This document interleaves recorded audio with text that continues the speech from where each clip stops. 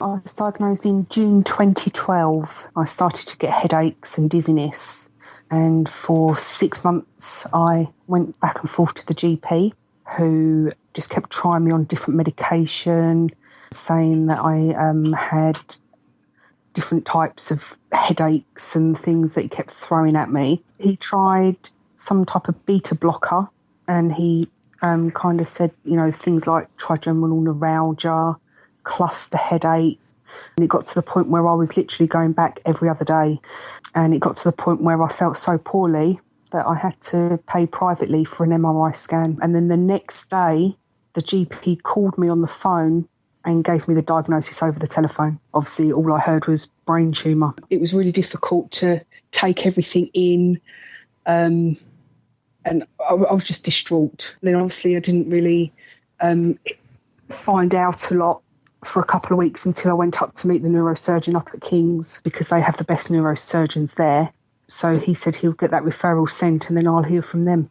Radiographer actually said to the GP that she thinks it is a meningioma. The problems that it may cause with my sight it's pushing up against my optical nerve on my left side.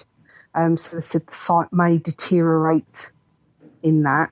They also explained that they will only be able to debulk the tumour. They won't be able to get rid of all of it because it's wrapped around my main artery twice. I've just finished last week. I've just finished 6 weeks of radiotherapy at St Thomas's, because that is my last chance saloon. Having the actual radiotherapy, absolutely fine. You are in and out of the machine within 10 minutes. So having the actual treatment done is it's not a breeze, but you can feel a little bit claustrophobic. It's just like having an MRI scan.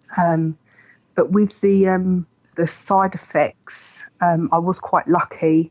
Obviously, because of it being on my face, it can affect your skin. It can make your skin peel like you have sunburn and things like that. Luckily, I didn't have. But I still get a lot of pain, head pain. I'm still taking, not all the time, but only when it gets to the point where I can't suffer anymore. I have to take morphine because there's no other painkillers that really cut it anymore.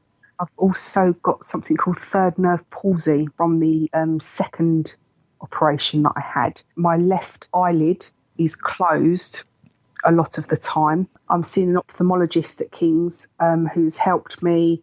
They've actually designed me a contact lens, a daily one that I can put in and out. And on the back of it, it's painted black. It looks like my normal eye. Back's painted black, so it stops the vision, so it stops the double vision. The worst thing is the exhaustion, fatigue. I can't do anything at all. It's because the radiation keeps on working in my brain on the tumour, even though I'm not having any more admitted to myself. It carries on trying to eat away tumour cells. So it's basically your body's kind of closing itself down because it's trying to regenerate all the healthy tissue that's around that tumour. So it's your body's way of kind of shutting down, say, you need to rest now because I've got to do some work. I still feel guilty, absolutely guilty to the core. I can't even, chase Vincent around the garden and stuff like that. It's just, I feel that I'm not doing what I should be doing. There's no support network via the hospital.